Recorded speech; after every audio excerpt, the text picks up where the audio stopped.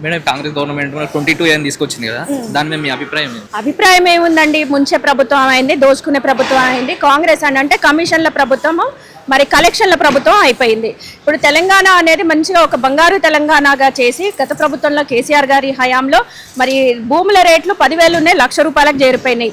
మంచి బంగారు భూమిని తయారు చేసి ఈరోజు కాంగ్రెస్ కాలకేయులు వచ్చి తెలంగాణ మీద పడి భూమిని దోసుకొని తింటున్నారు.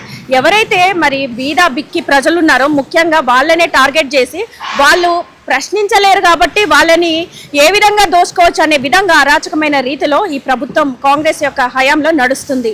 కాబట్టి దీన్ని మేము తీవ్రంగా ఖండిస్తున్నాం. ఈరోజు మరి ఆల్రెడీ ఎప్పుడో ఏళ్ల క్రితము 1960లో ఆ టైంలో కూడా రిజిస్ట్రేషన్ అయిన భూములు ఈరోజు 22/7లో ఉన్నాయి అని చెప్పేసి రావటం జరిగింది. హాస్యాస్పదంగా ఉంది.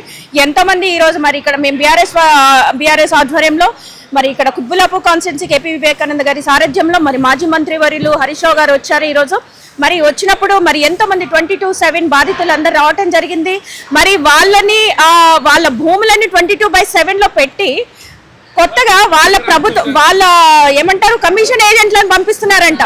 కమిషన్ మాట్లాడుకుందాం, ఇది తీసేస్తామని. మరి ఇది ఏ విధమైన అరాచకమైన ప్రభుత్వం, ఇది ఏ విధమైన సంపాదన అంటే పేదలను ముంచాలి, తీసుకెళ్లి పెద్దలకు పంచాలి, ఢిల్లీలో ఉన్న పెద్దలకు పంచాలి అనే విధంగా ఈ కాంగ్రెస్ ప్రభుత్వంలో ఉన్న ఈ రేవంత్ రెడ్డి మరి అరాచకంగా నడుస్తుంది. ప్రభుత్వాన్ని తీవ్రంగా ఖండిస్తున్నాం. మరి పొంగులేటి ఎవరైతే ఉన్నారో ముఖ్య సూత్రధారి, ఆయన ఇమ్మీడియట్ గా ఈ ప్రజలకు క్షమాపణ చెప్పుతూ 22/7 ఇమ్మీడియట్ గా రద్దు చేయాలి. వచ్చే అసెంబ్లీ వరకు మరి సెప్టెంబర్ 7 వరకు రద్దు చేయకపోతే బీఆర్ఎస్ పార్టీ ఆధ్వర్యంలో తీవ్రమైన పోరాటాలు జరుగుతాయని మేము హెచ్చరిస్తున్నాం.